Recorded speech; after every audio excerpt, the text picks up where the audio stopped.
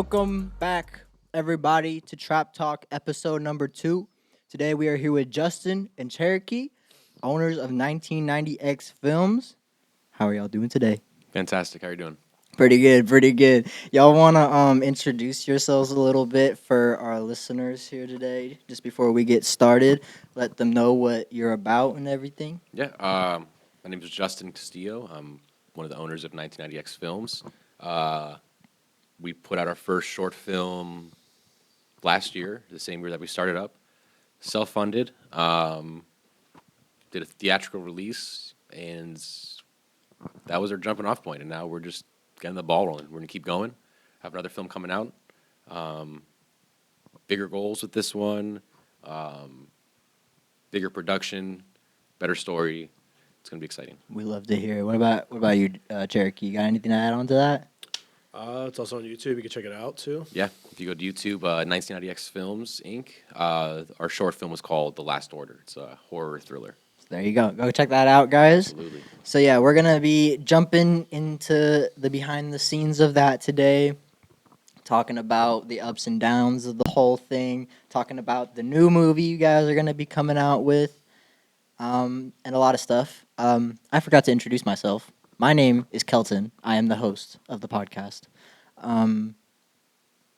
So let's jump straight into it. We're going to keep this 45 minutes for your listening pleasure.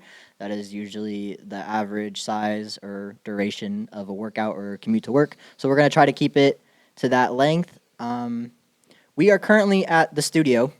I keep saying We're currently at the studio, so that's why we're in this big open space for people who are currently watching. We're currently in just this empty room, but Under construction still. it's under construction. No, this is actually the classroom that we use, but the studio is all the way over there. So we just got this table set up. We're doing the podcast right in the middle of the studio here in Orlando, Florida. So yeah, go check out our Instagram at Beautiful Trap Studios. To learn more about the studio and more about our audio services. So, without further ado, let's. I want to ask you guys some just common-ish questions. Just Go for it. Go for it. Kind of get to learn more about you guys a little bit. So, let's start with Cherokee. How did you discover your passion for film? How did that come about? How did you keep it going? What really made you be like, oh, this is for me? I think personally, because I've watched movies, watched a lot of stuff for a very long time.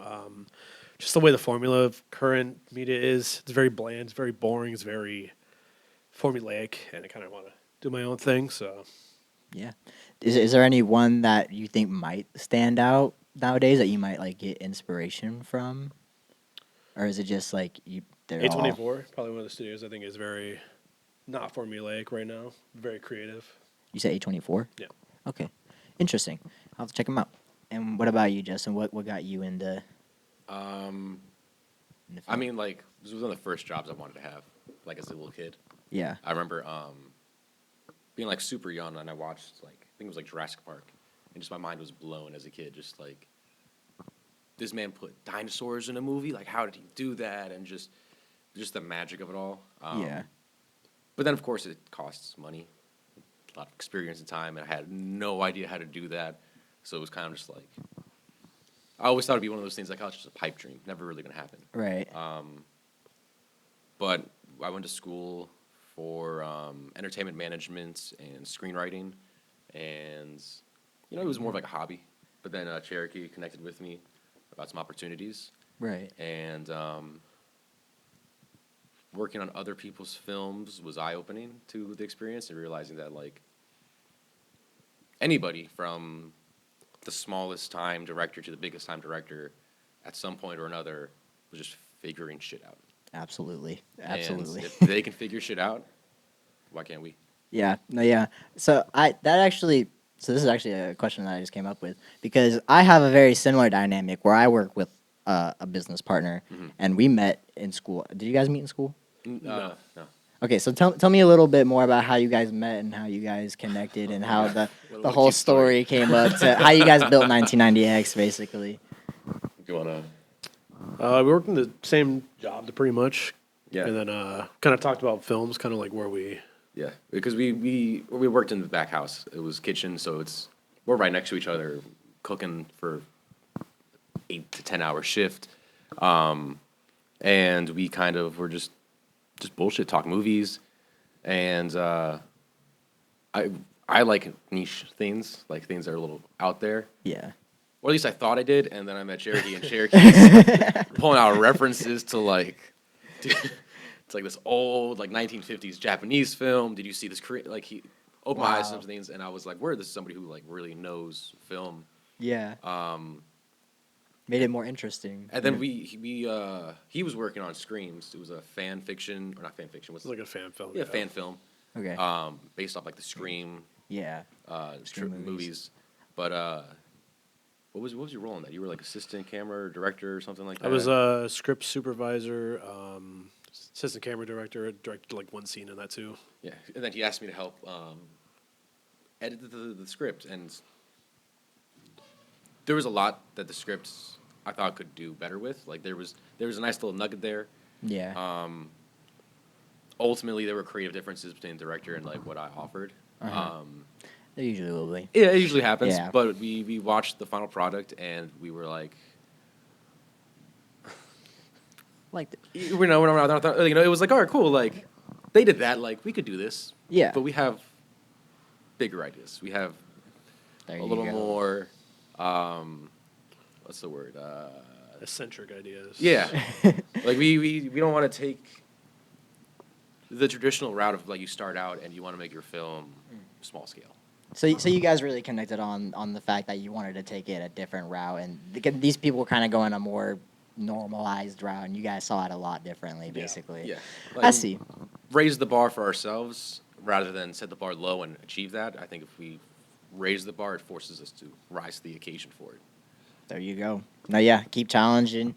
The challenging yourself is the best way to grow in this industry for sure. So that's awesome. What was your inspiration, by the way? Let's go back a couple minutes. What inspires you? What inspires me in general? Life, honestly. And I know it's like the most basic thing, but like especially with like David Lynch passing, a lot of his interviews have recirculated. I've seen them. And Yep. what a legend that man was. 100%. But somebody asks him what his inspirations were, and he goes, it's just all around you. It's life, it's dreams, it's everything. Yes. And I think that is the biggest thing is just looking at things around you, life, whether it's directly happening to you, indirectly, it's a story Yeah. you read.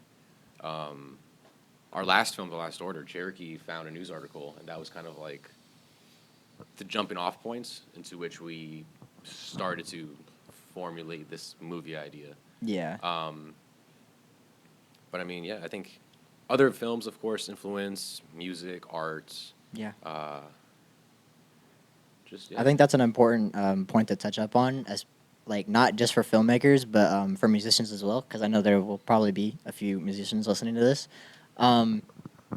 When you hit like a writer's block, for example, might be thinking like, "Oh man, there's nothing to write about. I don't have a good story, or whatever." It's like, look at what's going on around you, and sometimes, a lot of time, you will find the answer by taking a step back and being present. That really is the key. You gotta sometimes just look at your situation for what it is and realize you can make art with it. You can. Like, it's not impossible to do. So I think that's a really important point to touch on. So Yeah, I think even just looking beyond your own industry, like I used to do music, and I'm sure you get it. You know, you'll sit down and be like, all right, I'm gonna produce 10 beats today. This is what I'm gonna do. And you're going, and eventually you may fall off. And I'd hit that like after like 2 weeks of me just producing nonstop. I'm like, it's draining. It's reductive. I feel like I'm doing the same thing. So back when I was doing music, what I would do is, even though I didn't have any real stake in filmmaking or anything like that, I'd still write scripts. It would be kind of like my breakaway from music. Got you. Be like, I can't create musically anymore. Let me switch to writing. Let me get this out this way. Yeah. Give myself some time to back away from it and then hop back into the Something music. that actually allows you to relax. Because there is pressure when it comes to making music, and people will be like, "Oh yeah, music's my hobby," but is it your hobby when you are expecting an outcome from releasing it? It's not really a hobby at that point anymore. You're doing it more for the attention, for popularity, money, Yeah. whatever you want to get at that point. It's only really a hobby when it allows you to relax and it allows you to decompress. Like a good example of that, if you're a writer and you're having writer's block, maybe journal. There's no downsides to journaling. It's private. It'll help you, get all your stress out. Like something like that. That's a hobby. Yeah. It counts. So, yeah, very good point. Moving on. So yeah, let's talk about the main subject now. Now that we've got your inspirations out the way and how you guys think and all that stuff, let's talk about the first project you guys worked on. Sorry, remind me of the name. The Last Order. The Last Yeah. Order. Okay, The Last Order. Yeah. So let's talk about that, and let's talk about all the ups and downs that went throughout it. Talk about everything that went right. Talk about everything that went wrong. Let's start with the things that went right. We put it out. Win. Win. Honestly, I think casting choices too went right. casting choices for sure. Like that was one thing I think we did very well was a majority of the people who acted in the film, this was their first role. So this was, and kind of going back to like the point I made before of like small scale directors aim for a small scale project and we try to do something a little more than that. I'm not a prop master in a traditional sense. I'm not a stunt coordinator. Yeah. But I had to be a stunt coordinator. I had to be prop master for this because fuck it, one way or another, I'm gonna make sure this works. Like, Yeah, that's the role of director. and I think that was one thing that did work really well was being able to choreograph fight scenes that people were like, oh, this looks like believable. Nice. The props in it too, I think for the most part were very good. Like, a lot of people were kind of creeped out by that. One of the props that happens like in the latter half of the film, people were really grossed out by. So I'm happy about that. Nice. But I think in terms of things that went wrong, there's a lot, and I think it's because your first film. Yeah. Like I don't know about you. For me, one of my like biggest pet peeves was the camera had like smudges on the lenses. Oh no. And it's like when you work with a small cast and crew, like you have people playing multiple roles, so it's kind of hard trying to have everybody kind of be on point for 10 different roles they're supposed to do, Yeah, hard The to person keep track helping my of lights is everyone. also helping me, hold the boom mic and do it's a lot. And we would go back and we'd shoot and it's a 12-hour shoot day and the next day we have to shoot again first thing in the morning. We don't really have time to look at like the dailies, like the shit we shot that day. Right. And then at the end of the shooting period we go and look at everything and we're like, there's a little smudge in the bottom of the camera. Oh no. There's a little shit like that. Yeah. The annoying shit. Oh man. And I think that just comes with like the next one we've talked about, bigger cast. We definitely need a bigger crew. No garage scenes. Yeah, so the garage scenes were. Do you want to get into that? It's just hot. Don't you do a garage scene in Florida? In the middle of the summer, yeah. Because we did in the film. There's a ritual. like a parking garage? No, like an actual home garage. Oh, okay. So the Yeah, it's gotta be. part of it goes into the guy's garage where he's doing this ritual, trying to bring his daughter back, Yeah. and he's doing this whole like Santeria, Palomayombe inspired ritual, Uh-huh. and there's like 20 candles that are lit. The lights are off. We have Oh, like yeah. 2 massive LED lights on like either side beaming down. Yeah. Our main actors in like a full body robe.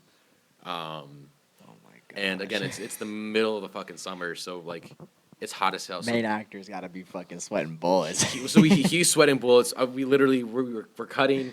I'm running around with a paper towel, dabbing him up to make sure like he's good. Camera's overheating too. Camera's over. I think we put the camera in the freezer at one point, like trying to get it to cool down. Oh my gosh, what? Yeah. We were just doing anything and everything, and it's Camera in the freezer. That's the first I heard. Hey, you gotta do what you gotta do sometimes. What was Bear Girls say? Adapt, overcome, and whatever. You got to do it somehow. Like, Yeah. and that's what we did. Like, air dusters, Yeah. which Didn't do anything anyway. yeah, I don't know. And it came out good. Like I've seen most of this movie, even though like it seems like I don't know a lot about it. I have seen it. Like I've Yeah. seen a lot of it. It's just I'm a pretty busy person. So, but I've seen most of it. It turned out really fucking well. And what I want to talk about more about is how you guys went even just beyond making a movie and making it as good as you did. You went as far as to put on a whole event, rent out and that's the part that really was like that impressed me personally because from a business standpoint, I was like, damn, you guys are taking the time, money, and effort to really push out your work because you believe in it, and I sense that. So Yeah. it like really props to you guys for Appreciate that. doing that shit. That Appreciate was it. awesome.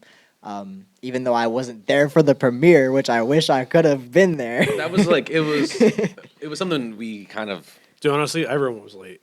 yeah. To be It was honest. Halloween. Like that was Yeah. the one thing. Like it's on the one hand, it's cool. You have a horror film coming out on Halloween in theaters. It's your first film. Yeah, Fuck yeah.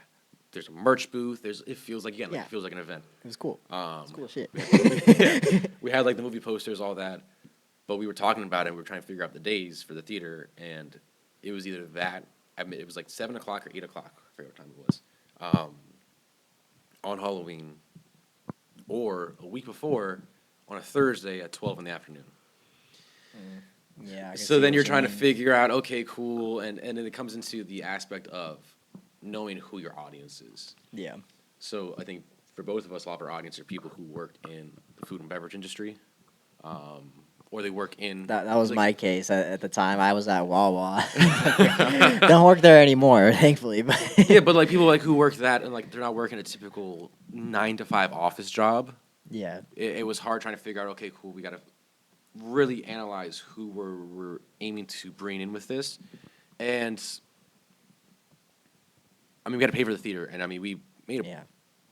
we made a profit on the theater, like Oh, nice. show. So that was one thing. The after party was a different situation a little bit. I kind of heard some stuff went south with that. Yeah. Be careful who you do business with. 100%. I think that's the biggest like.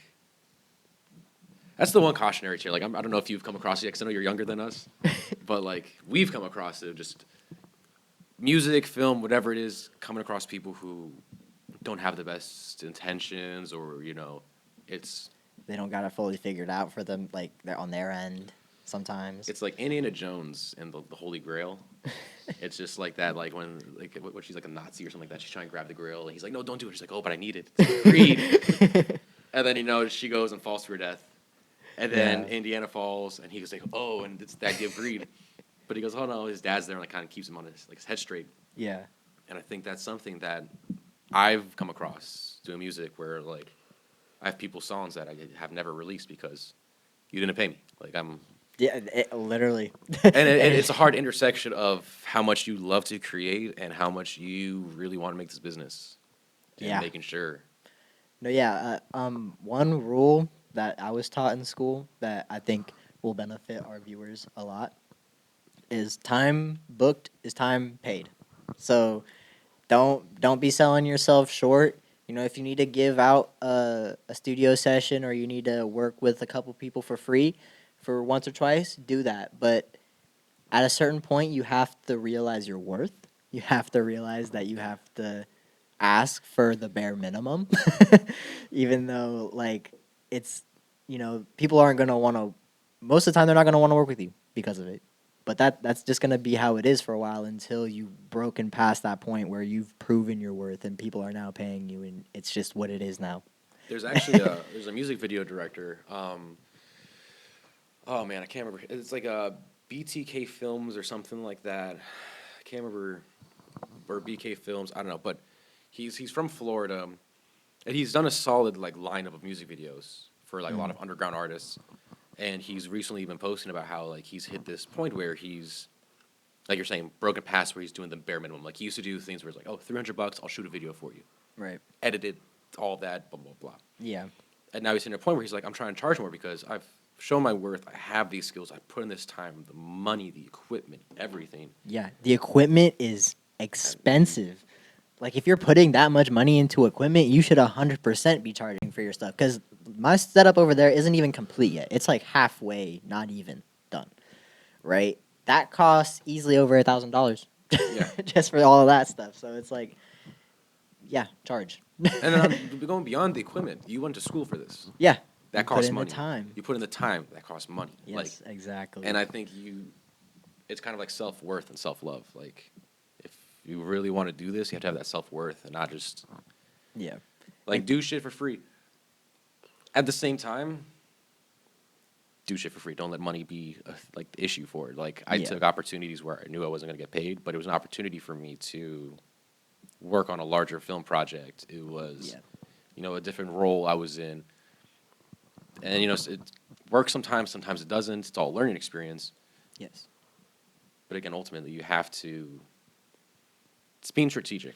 It's prioritizing. Yeah. Really, you gotta know like is it worth charging for it? If it's not worth the charge, but you still get something out of it by going, 100% go. Don't let money be the only factor, that makes you say yes or no to a job. Actually think about what you're getting out of the deal and what you're putting into it. But I'm just, I guess the point we're trying to get at really is just you put in time and effort and money into all of this. If someone's trying to get something out of you for free and it's a hinder to your lifestyle and it's slowing down your momentum, don't do it. Yep. Simple as that. Yeah. All right. 100%. Yes. So, and these two definitely know where I'm coming from about that. Now that they're going on to their next film, let's start talking Yes, about the next sir. film. Yes, sir. So, yeah, on the next film, so let's reflect, coming in from the last film into the next film. What are some things that are going to be done differently? Like top 3 things, maybe. Being on top of things. Yeah, I think pre-production is. We kind of got excited, last film. Mhm. It's our first film where oh my god, the script's done. Yeah. Oh my god, we have film. We have somebody's gonna film it. Oh my god, we have a sound guy. Like it was just Yeah. And then you get to a point where you find out you're casting, you're doing auditions, and then you have this cast and you're telling them dates, and then you start to put everything together for like the days. And you're like, oh shit, like our shot list needs to be adjusted. Oh shit, these props aren't done. We need to. There was just a Yeah. lot of like last minute things. Like Foley was another thing too, where like last minute, we're going through like, oh, do we need to add like sound effects here? Do we need to add this here? This time around, it is like OCD, mega anal, just on top of it, just like. And again, going for any industry, proper planning prevents poor performance. Be prepared. Yeah, Always be prepared. always like the PPPPP. Like, proper planning prevents piss poor performance. Like, I think editing was like another one we had Never heard issues that too. Editing was like really. and that again kind of goes into like staying organized. Like, Yeah. a lot of the files we had working with 2 editors, which we're thankful to have 2 editors. But using the program we were using, there's certain limitations, and trying to share. This guy colored the scene. Okay, cool. We're gonna send it over to this guy who's gonna chop it into this. Oh, but then we have to add subtitles to this, so we're gonna send it back here, and then we have to. It was a lot of moving parts, and Yeah. with everybody's workstation set up differently, that was. We lost compression basically. Yeah. Hard to Ye- keep track of. Yeah. Yeah, I and I mean, totally like get that. even going into what we would do differently, I think talking about compression, we were nervous going into it. Like That we makes had sense. we First had show, a first good, we had a good film, and then we're like, we can make this compression quality better. We can improve the video quality a little bit. There's a little too many artifacts.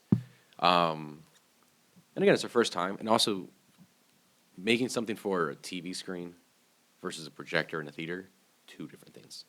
Yes.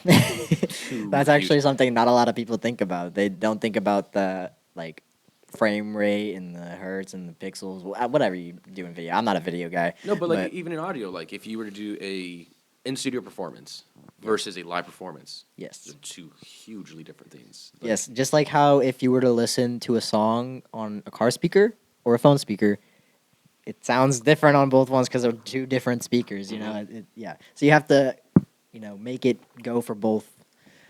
In film, you actually have to make two different versions of the film, right? You have to, Yeah, you have to. yeah, Typically, yeah. I mean, we tried with the film one, and I mean, ultimately, we only did a theatrical premiere for one day, so right. we didn't need to go back and adjust it. Um, but I mean, I think that the next one, between us being more organized, even the script we spent more time with. Even though this is a longer film, we've I don't know about you, but I've read this script like a bajillion times already, As you should. like obsessively, like, and constant edits, just constant little things and tweaks. Yeah. Especially like going off of like inspirations, learning screenwriting, you kind of learn there's certain ways, and then you get to like that Quentin Tarantino script, and they go, well, it's Quentin Tarantino, he can do this, and you go, all right, and then you read another script, and it's it's the same old, same old. Then you come across like Robert Eggers, Yeah. for Nosferatu, reading his script. That opened my mind into what you can do with a script, especially when you're the one directing it. Do whatever. And honestly, yeah, you can do whatever with it. Like I found out he did he's not like a novel writer or anything like that, but he did like a mini novel of Nosferatu, and then adapted that into the screenplay. But what comes over with that is usually like in a screenplay, you don't really reveal the emotions in like your action dialogue and your action blocks. It's more of like the actor and you should be able to kind of talk about it and see it. Like improv? Kind of, but it's more of like so if there were to be a scene where um like a man is walking into a bank and he's trying to get a check because he has a ransom to pay. Okay. Your action in the screenplay wouldn't be he's super nervous, he keeps thinking about this. It wouldn't be like subjective things like that usually. Okay. You might say he's nervous, he's looking around, like some physical actions, but you don't go too deep into the emotional. It should be somewhere the actor kind of delivers that for it based off of what you've written, because you should write something that is almost like it's like tailoring a suit that an actor puts on, and then like the actor can wear that suit. Got you. Okay. But- Fit in the lines for the actor. But then Eggers makes it clear what the actor should be feeling in the screenplay, which is very interesting to me. So I think that was one thing that I've like gone back and like edited the most, is just kind of adding more emotional cues in the screenplay. That way the actors can understand the characters more. Right. Going back to the last film, I mean, you had to go and like coach like a lot for a couple of the scenes. Like it was hard trying to have these actors embody this role, especially because a lot of them was first time, and it's like there was a lot of backstory to our short film, probably too much backstory. So like there was times where it was hard trying to get these actors to understand, like, oh no, you don't understand, like this happened beforehand, and this. There's a whole world we built that you don't really see on the screen. Right. So trying to translate that to the actors, I mean, Cherokee would go and like coach them a lot. Gotcha. So this is really just to show them, and because they didn't in the old film, you didn't have those like little blocks to like show them the We did- yeah, emotion that they like- should be feeling. We would give them a little bit of like hints and stuff like that, Right. but more of it was we want the actors to kind of bring it to it. Like for a few of the characters, what I did was I wrote like 2-3 pages of like little bios for them, sent them out to the actors. Read this. None of this really has to do with the screenplay. It's all like before the film starts, Right. but it still should inform your decisions based off of the lives they were leading. Right. That makes sense. You know, To get to know your character. I read a book called Green Lights by Matthew McConaughey, interesting. and honestly he talks a lot about how he didn't act, he became the character. Yeah. So he like the suit you were talking about, Mhm. he fit right into whatever suit he needed to try to fit in, just to get his role. So I found that connection kind of interesting. So yeah, that's kind of a big topic I want to talk about is how you guys were prepared or how you guys want to be prepared, I should say, because like preparedness is something really big, and actually a perfect example of this is right before this podcast. The microphone batteries were dying, and I had no batteries, and these gentlemen were waiting, and they were like, "Let's get started with the podcast." I'm like, "Fuck." It's okay. We got the Publix. I got some coconut water by Vita Coco. Pressed, never stressed. Press never stressed. Not sponsored. No, but yeah. So yeah, be prepared. That goes for all creative industries. I work in AV. I always have to bring extra tape, extra wires. And they work in film industry. Extra tape, extra wires, extra batteries, extra everything. XD cards. Fucking make sure your extra lenses. Yeah. Extra waters for your cast and crew. Yeah, waters are important. Make sure all the time is managed out way far ahead in advance. Make sure all your settings are planned out, locations. It's a lot to take care of. It's a lot to keep track of, and that's why I personally believe in the importance of cementing a circle or a team that you can trust and believe in. Just like how me and Patrick are business partners, and how you and Cherokee are business partners. You guys have that chemistry that allows you to keep the momentum going. And so I just think that's something that's really important to touch on. So, real quick, before we play a game, Oh shit. I want you guys just to tell them about the movie that's coming out or soon that you're working on. Tell them like what it's gonna be like, where they can find it, about you guys, blah blah. Blah. Promote it real quick. I don't know what you want to say about it. So the next film is it's called FL Noir, Florida Noir, Cry on the Trail. Originally, we were just gonna have it be a short film, and then you start putting these people onto the page, and they start to live their life, whether you want to or not. Like, I mean, the characters themselves take on their own life, and you start to be inside their head, and you start to realize who they are, and you kind of let them roam free a little bit. What did we say? 20 pages at first. Yeah, we were like 20 pages, and we have 65 pages right now. Got a little lost in it. Yeah, a little bit. But again, talking about like setting that bar higher for yourself, challenge yourself. Yeah. The last film was 32 minutes, 33, 35, I think. or 35 with credits. Yeah. And how long did you guys film that for? Like, what was the limit that On you and guys off for put like for a year, yourself? I think. Well, planning, editing, everything like that was about a year.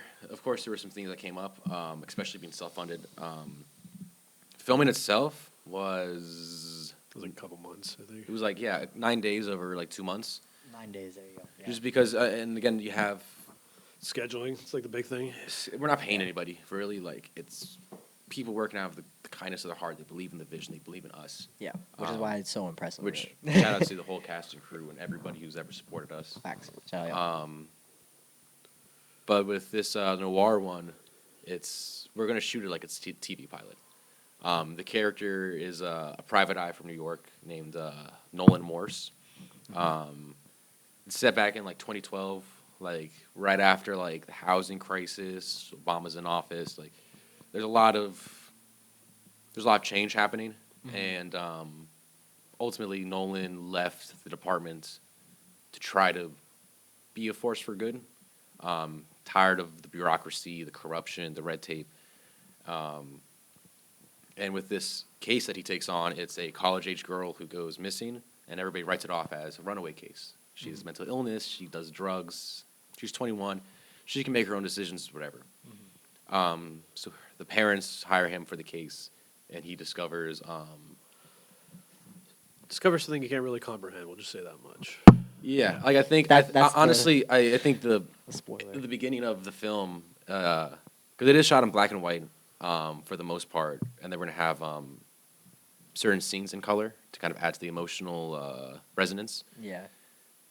That's the creative part I was talking about. How these gentlemen they go above and beyond with not just the script and stuff and doing the promotion, but they actually find ways to make their own pilot a little bit more unique than most generalized TV pilots. Yeah, like I think that's that's one thing too. Just like using black and white, we didn't want the whole thing to be black and white. We wanted to have some color in there, but I think there was I don't know. There was a thing with What? just the brain went off for a second there. I feel it. What was? Oh, so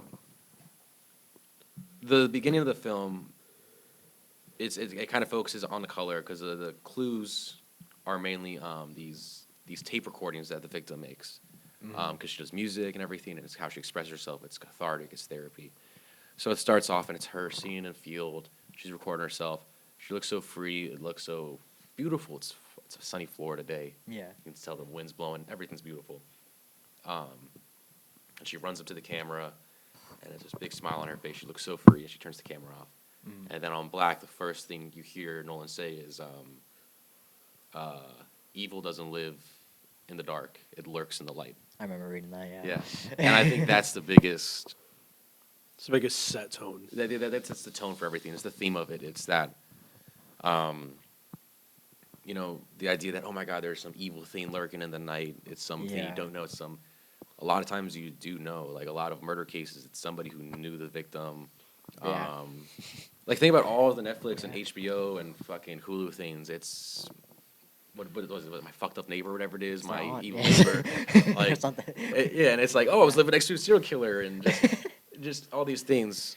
He swore he didn't do it. He was a little weird, but and I think that's what we like going back to before we were on the podcast. We were talking about it, just the idea of realism to it. Like Yeah. a lot of people who commit crimes are not professional criminals. Yeah. A lot of it is that heat of the moment, the passion. So that was something we wanted to bring into where it's not some super intricate kidnapping case or it was like a serial killer who's just too clever. Yeah. We wanted to make it much more, Like a Twin Peaks case type of thing. Yeah. Not like a Dexter case. yeah, more Twin Peaks style of just a David Lynch TV series Oh, okay. that from the 90s. Yeah. And then they did another season in like 2018. Yeah. Gotcha. But with that, it was a lot of personal, like the town itself is a character in Twin Peaks, like the town of Twin Peaks. It's like a symbol of innocence almost. Yeah, it's that quiet North American town. Yeah. Stop in the local diner, get yourself a slice of pie, like that kind of town. But Okay. underneath it all, there's a lot of sinister, dark things going on. And I think that was a big influence on this one. The idea of, again, like evil doesn't hide in the dark. Like it's right in front of you a lot of the times. Yeah. And I want to tie that back to their use of color. Is that they're trying they display that the evil lurks in the light through their use of color, and so I just wanted to point out that they're using this black and white and the switch between black and white and color intentionally, and that's something that I really like to see done in like creative work. Something that displays an emotion visually or audibly that you don't really think about, but when you start to kind of look into it or think about it a little bit, you're like, oh, this kind of matches with this emotion a little bit. That's kind of neat, like it's very cool, I think. So yeah. And I think another thing too is like, because again, the girl who goes missing, her name is Marsha Davenport. She does these these little like music video things on her camcorder, because it's cathartic, it's therapy. But we wanted to almost use it as like a soundtrack device too.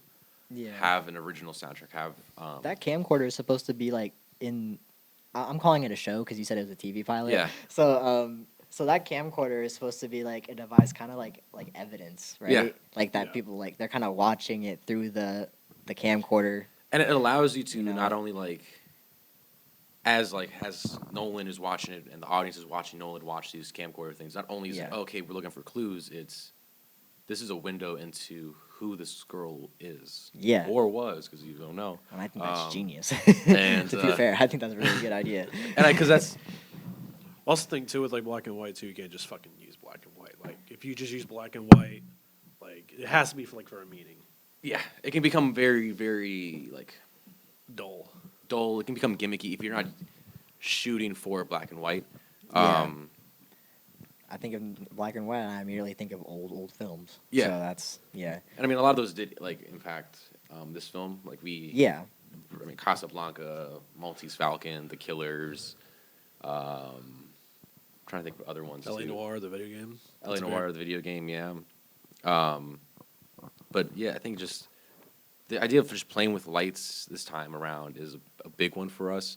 Yeah, lighting's always big. Yeah. And just capturing like, because there's the argument of like noir not being a genre, it's a style, and we really want to up our stylistic game with this. Like we already impressed ourselves with how, like you said, like it was like for the first film, and not even picking up a camera until 3 months before we actually shot, like not knowing how to edit, not knowing Yeah. jack shit, and just learning this all on the go. Like came Went out good for for it. a first one. We've watched how many short films from other people that have $1,000 equipment. They have the fucking It's full sh- crew, and it's It's like, sometimes not the best. Like it really, it's. I've always heard this saying, and I'm sure you guys have heard it too. If you haven't heard it, you're about to hear it. It's not about the equipment you have; it's about how you use it. honestly, yeah. So, never let the equipment you have um, stop you from trying to make something great. Because literally, I've heard amazing songs get made in Audacity. On Audacity of all things. It's crazy. Like, And I mean, like there's a book, and I've talked about it in other things too. It's called "Rebel Without a Crew" by Robert Rodriguez, the guy who did Spy Kids, Machete, the Mariachi trilogy. Um, Figure it out, basically. It's the Yeah. just the book. Yeah. Figure it out. figure it out. We didn't have a dolly. We couldn't afford it. I can afford a wheelchair though, and that wheelchair became our dolly. Yeah. Doing like clever things of like filming certain things in reverse, and then like or filming something happening backwards and playing in reverse to kind of look like it's going forward. Yeah. I'm trying to think of other things too. Just little cheats. Just the lighting was too bright in a couple of the shots. Yeah. Some trash bags, some tissue paper, cover it up. Yeah. Just dilute that light, spread it out, Use soften it what up. you have. Yeah. Sometimes I would like when I was building my studio, I would be so obsessed over getting the right piece of equipment, and that piece of equipment would be like hella expensive, and it'd be like, but do you really need this right now? Like you could definitely get something way cheaper that does the same function, or you could like try and find some workaround or something. Just don't get too caught up on having the right stuff, basically. Let it You know? challenge you. Let it. Yeah. Let it bring something out of you. You know. Because at the end of the day, you're gonna learn more. Yeah. A 100%. lot more. So, yeah, okay. Let's talk about games. We're not talking about games, but let's play a game. Play a game? so we got two truths and a lie here. Oh shit. I should have let you guys come up with some two truths and a lie. If you guys want to do that right now, I can do it on the spot. you can do it on the spot. Yeah. You got some? Yeah.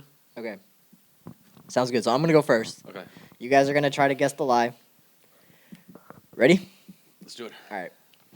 So first, I used to have a gaming YouTube channel. I've been writing songs since middle school. Mhm.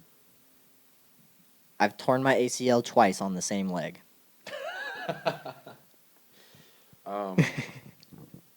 Damn. It's a little bit of a hard one. Can I ask questions? Is there? I'll give you each a question. I'll give you each a question. All right. How'd you tear your ACL? Football. Got any questions? You have one question, detective. I think I know what the lie is. Go ahead. I think it's a game channel. Okay. What about you? I almost feel like I've been writing songs since middle school is like a red herring. A red herring. A red herring. I feel like you could have been doing this shorter term.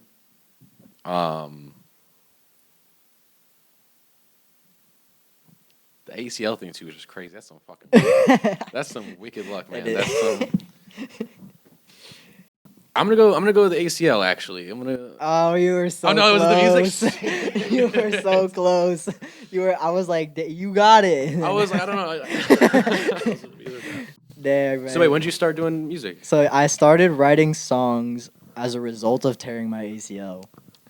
Funny as fuck. That's crazy. So I've played sports all the way through elementary, all the way through middle school, basketball and football.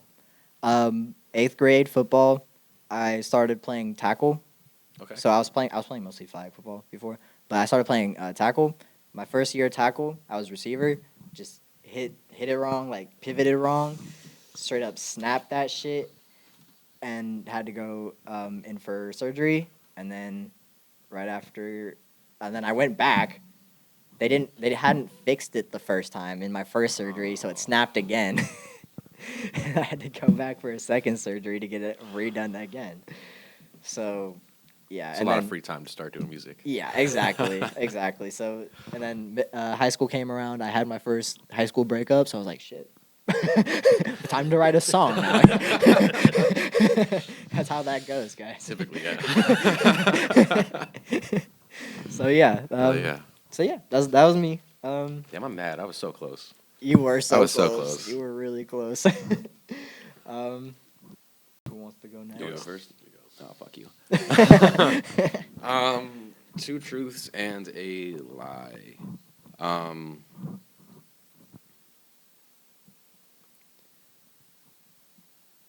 I my degree is actually a dual degree. In psychology and entertainment management. Um,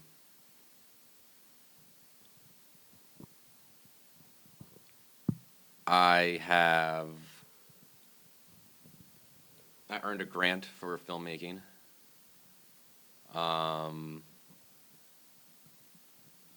And what's something interesting? And I used to actually like record music myself, like vocally and stuff, not just like producing. Okay, that's a good one for me because I don't actually know that. Um, hmm.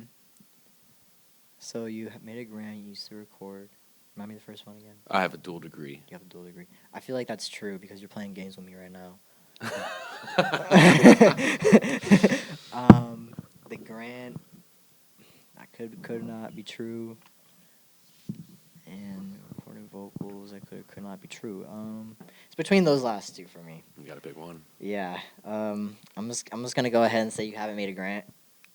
Man, I haven't got a grant yet. No, we're working on. That's the next goal, really. That is- Honestly, is to get our grant. That would be fucking amazing. But yeah, no. Yeah, I did vocals before. Have the dual degree and a minor. I knew you got that dual degree. I was like, this guy's onto something. he's playing me right now. He's trying to make me because I know you've done a lot of stuff in the film. Because it's definitely plausible for you to have a grant. No, I wish we're working on that. That's the one thing we're trying to get next. Yeah. All right. Okay. It's you, Papa.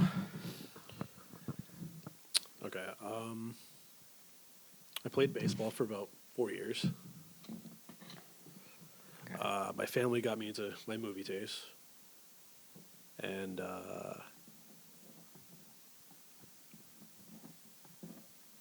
I know how to build computers.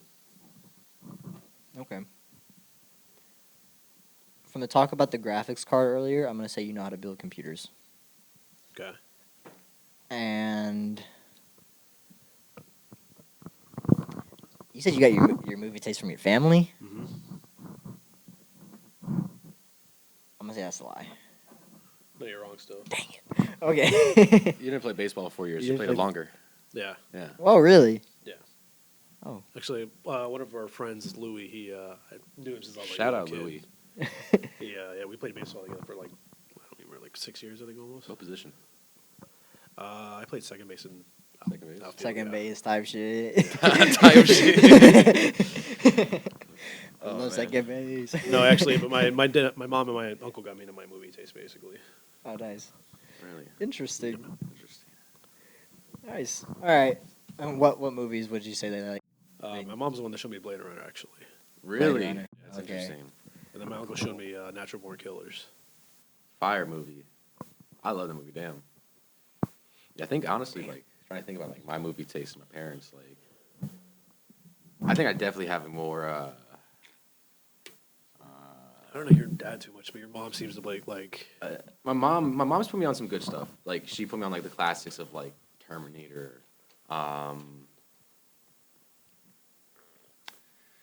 What was that one movie called? Equilibrium with Christian Bale. That movie. Like I remember my house used to have like a cabinet full of like DVDs and VHS. That was like a big thing.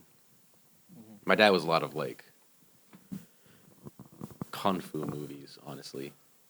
Like My dad's a lot of like comedy and Jet like Li, Bruce Lee. Oh no, comedy movies. That was me on my own.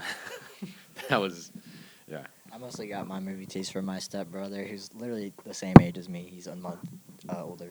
Or so, and he just watches a bunch of comedies. He's the funniest guy you'll ever meet. So it makes sense why why that worked out. But all right. So we have officially made it to the end. I would like to thank you, gentlemen, for coming on the podcast. appreciate the invite. I really Thank you for the appreciate invite. you guys. Let's end it off on some words of advice from each of you, and then we'll promote everything Hell once yeah. more, and then say goodbye. Your turn. You go first this time, Bubba. Words of advice. Make sure you let in your circle. Yeah. Be very careful.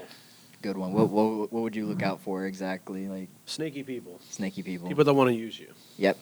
I agree, 100%. They will show themselves not right away, but over time. So just Yep. be cautious. Make sure your paperwork's right. Contracts. Hmm. Contracts. If you don't know how to use a contract, you don't know how to write a contract, Use ChatGPT. ChatGPT. Shout out the robots taking us over. But honestly, like, in terms of like the after party situation for the Last Order, Yeah.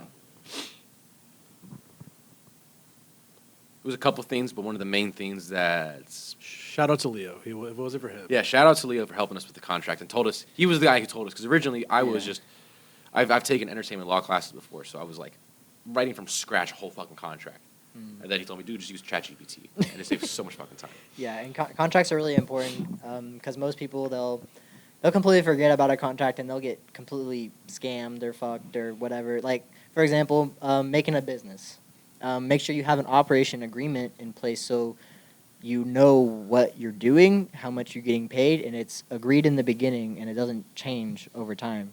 So like if someone ends up doing more work and they're getting paid the same amount as you who's doing less work, for example, that wouldn't be fair, right? You'd want to treat that out in the operation agreement. Yeah, 100%. Yeah, I think that, and also just it helps you like in case there are those people who are trying to pull a fast one.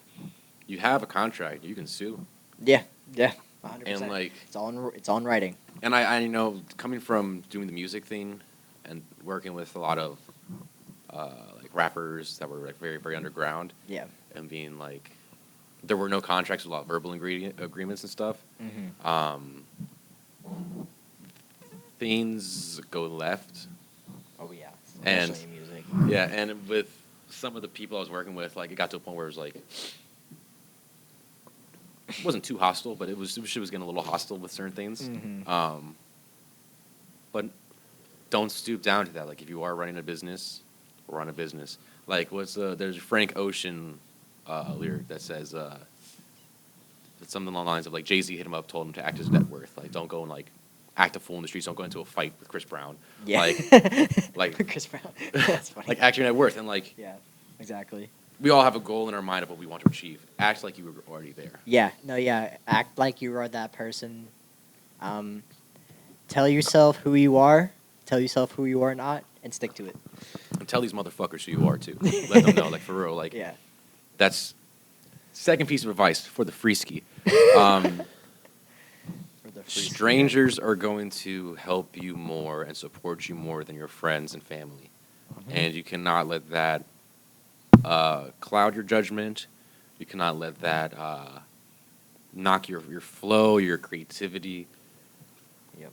Honestly, to me, it means more when I have people I've just met be like, "Hey, man, you did a great job. This is fantastic." Blah blah blah. Like, Yeah. and seeing that versus the friends and the fam, like, Sometimes they won't even support. yeah, sometimes yeah, Sometimes they won't even be there. Yeah, It's like- and I it's like, mean, damn it. you'll start to see it, and just seeing the reactions of people. Like, I think that was, Yeah. for me, like I hit a crossroad where after the film came out, I had a job opportunity come up, Mhm. and it was gonna be a nice little pay raise, but way more hours. And I thought about taking it, but then I knew that meant I would not be able to do film, like Yeah, I that's want the to. boat I'm in right now. Working full time, I'm barely doing any studio work. It's rough, Yeah. but But I mean, but ultimately, it was the people I met that like I did not know long term that were like, I believe in this vision. Whatever you need, I got you. Like, yeah, they're helping you out. They're helping you through it. Yeah. That's what the kind of what we were touching on earlier. Make sure you build your team. You know who you can trust. Build your circle small, etc. I'll get another story too. Be careful you burn bridges, because I'll give a little story. So I worked with someone that burnt a bridge, and turned out they worked on a movie with Channing Tatum and I forgot her name, but it was a NASA movie, and it just came out like I think last year. Yeah. So careful you burn bridges with too. is this the guy we were talking about Uh-huh. a couple weeks? Yeah. You don't be too quick to judge. Yeah. Is what you're saying? Yep. Well, also just like Make sure you just pay people. just do good business. Okay. Just do good business. And if you can't pay people, like make sure you take care of them. Like Yep. Yeah. I made like that was the biggest thing was like the theater thing was like the cast and crew does not have to pay. Yeah. After party, they should not have had to pay. And that Yeah. granted that was again going back into the whole circle and who you invite into it. Yeah. But making sure everybody was fed, everybody had water, everybody was enjoying themselves, everybody had a That's good time. at the end of the day. That's all they really care about. And that was the coolest thing, seeing these people come in and they were working for free, working these crazy hours, but they ultimately enjoyed the process and like Yeah. it was a great time. Because they had good directors. Yeah. Type shit. So that brings us to the end. Go ahead. Quick words of promotion from both of you guys. Yeah. Go check out 1990X Films Inc. on YouTube. Our short film is there. The trailer for the short film is there. It's The Last Order. Go check it out. There should be a link as well to our merch website. We do have some shirts left. Some extra posters will be going up on there as well. And stay tuned for news about Florida Noir, Cry on the Trail, which should be coming to you hopefully by Whatever the happens. hopefully by the end of the year. No promises, but we're gonna have a little TV pilot coming out soon. There you go. And what about you, Checker? You got anything there? Yeah, just check out FNOR whenever it comes out. I don't know when that's gonna happen, but Yeah, we're up. Auditions are gonna probably start at the end of this month, so we're Nice. excited for that. It's gonna be a long process, but Nice. I'm excited for it. Make sure y'all go check them out. Go cop some shirts, some posters. actually, one more good advice: if you're gonna audition, have a good. this man was like really quiet though. Action. Now go off. If you're gonna audition, have a good portfolio for God's sakes. Yeah, like if you're gonna audition and we ask for like headshots and video reels and everything like that, don't film it on your fucking Android with the microphone all the way in your mouth. Like, Don't be half baked. yeah, like show like and no matter where you are in the ladder of life, show out like you're on top. Yeah. Use what you got to your advantage and use it fully. Facts. So, Facts. don't be half baked. That's really good piece of Yeah, advice. literally sell yourself. Like you want those people to want you, basically. Yeah. Yeah, you want them to want you. They need you. All right. So Man. yeah, thank you guys again. Yeah, thank I you again. appreciate you. Appreciate it, man. Live from Orlando, Trap Talk Podcast. Signing off, guys. Peace out.